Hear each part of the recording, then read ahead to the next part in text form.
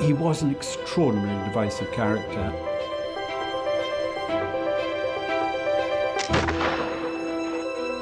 Mr Perceval, on being shot, staggered backward and said, "Oh, murder, murder."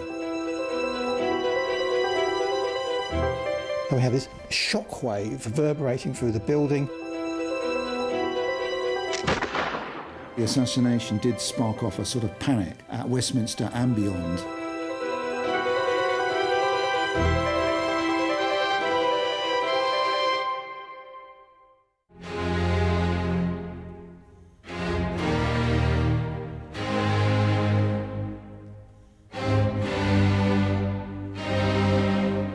Spencer Perceval died, aged 49, in the lobby of the House of Commons on the 11th of May, 1812.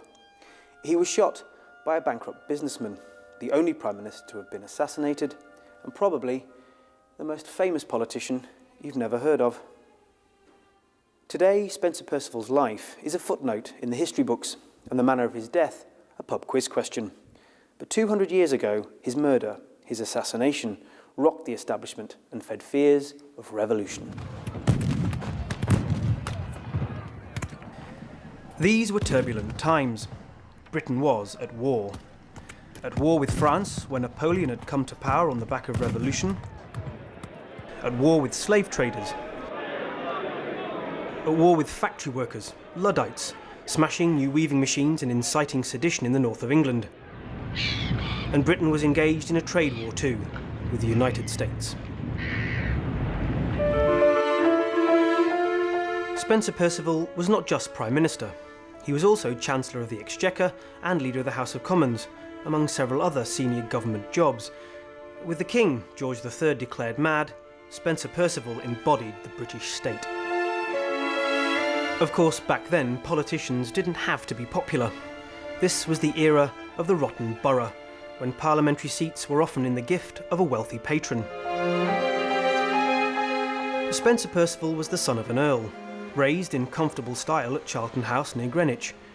A natural social conservative, he had no time for workers' rights, and he forced tough new legislation through Parliament. To be convicted of machine breaking now was to be sentenced to death. You were either for Spencer Perceval over the smashing machines, or you were against him. But he was an extraordinarily divisive character, and I think that that is really, when one's looking at his achievements, and I think they were considerable, I think that his divisiveness is the thing to hold on to. Nowadays, he might be called a conviction politician. His religious beliefs had led him to oppose slavery and Catholic emancipation, and to keep, at great expense, a British force in Portugal, where Napoleon controlled much of Western Europe. His policies had also brought Britain to the brink of war with its former North American colony, and hit the traders who sent goods and slaves across the Atlantic. When he died, there was rejoicing in the streets. But the bankrupt businessman who shot Spencer Perceval had his own grievances. John Bellingham had been imprisoned in Russia and felt the British authorities had done little to help. He'd suffered for 6 years at the Tsar's pleasure and wanted compensation. On his return to England, his wife and a friend helped him petition Whitehall and Westminster. The women all told him he was mad. Effectively, all the people he met told him that he was mad, that he would never get compensation. Eventually, his wife said, "Well, I'm leaving you unless you drop this plea for compensation." And the very interesting thing is that for 2 years, he did nothing. He went back to Liverpool, stayed with his wife, brought up 3 children, and did nothing. But the city was hard hit by the loss of American trade, and by late 1811, the family was destitute. John Bellingham left Liverpool for London, aiming to have his day in court and win £8,000 compensation from the government. He returned to his petitions. Some are kept at the National Archives. They're among a cache of material being put online for the bicentenary. We have some absolutely fascinating records here. This is a petition from John Bellingham, the assassin. It's dated March the 12th, so right. It really is only a couple of months before the assassination. To the Honourable The House of Commons of the United Kingdom of Great Britain and Ireland in Parliament assembled. The humble petition of John Bellingham of Liverpool, merchant. This time, he was doing it in a very clear, cool, rational way. It wasn't the deranged way that he was doing it in 1809. It was an entirely different thing, and he had a plan. Everything is skewed. He imagines that this is the way the world should be, and the way he imagines the world to be is that if he can just get the government into court, then everyone will understand that he has been unjustly denied compensation. And so the way to get the government into court eventually, if they don't give him compensation earlier, is to shoot Spencer Perceval.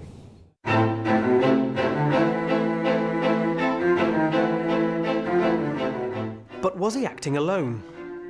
Bellingham was penniless, and yet he lived in London until the May of 1812 and spent around £90, a substantial sum.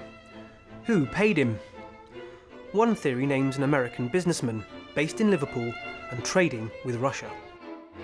Elisha Peck also had an interest in preventing what was clearly going to happen, which was war with America.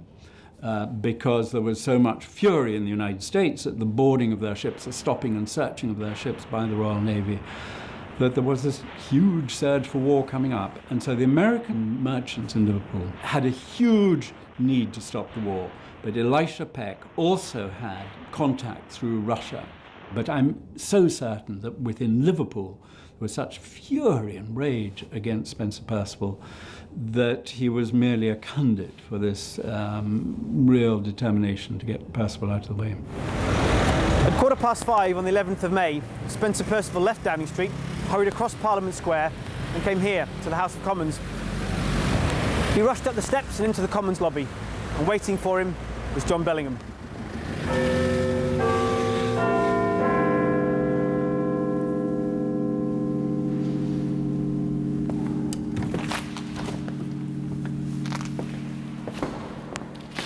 It all happened very quickly. Perceval entered St Stephen's lobby, and Bellingham, who'd been sat waiting for him on a bench on the left, got up, put a pistol to his chest, and fired. This diagram of the scene was made for Bellingham's trial. Number 1 is Spencer Perceval having just entered the lobby. And number 2, John Bellingham, the assassin. We see the exact route he took from having been seated on the bench waiting to moving straight over, almost in front of Spencer Perceval, shooting him at point blank range. And we then also see Spencer Perceval's route having been shot. He staggers backwards and then attempts to walk into the House of Commons, but collapses at this spot here. So it's a very vivid account of the assassination. The original building burnt down in 1834 and was rebuilt as part of the new palace. There's no formal monument to the death of Spencer Perceval in Parliament, except that is for these 4 tiles. It's said they mark the spot where Spencer Perceval died. Another story goes that the tilers who laid the floor just ran out of tiles. Records from the time show how the murder was reported in Parliament. A selection of these documents form part of a commemorative display in Westminster. This is a very direct piece of evidence as to what was happening that afternoon, and it does convey this sense of panic and disbelief as to what had actually happened and how the authorities here were going to deal with it. I think really these are notes that were made by the clerk who was in the House of Lords chamber. I was at the door of the House of Commons and I saw the pistol, I saw the fire, and I saw Mr Perceval fall. As word spread that the Prime Minister had been shot, crowds converged on Westminster. Was this the vanguard of revolution? Enraged, incensed, murderous? No sooner had the news of Mr Perceval's murder been received in this town than the most enthusiastic demonstrations of joy of the most horrible description were evinced. That public mood was reflected in poisoned pen letters sent to Lord Leveson Gower, who'd been the British ambassador to St Petersburg at the time of Bellingham's imprisonment. They're kept at the National Archives.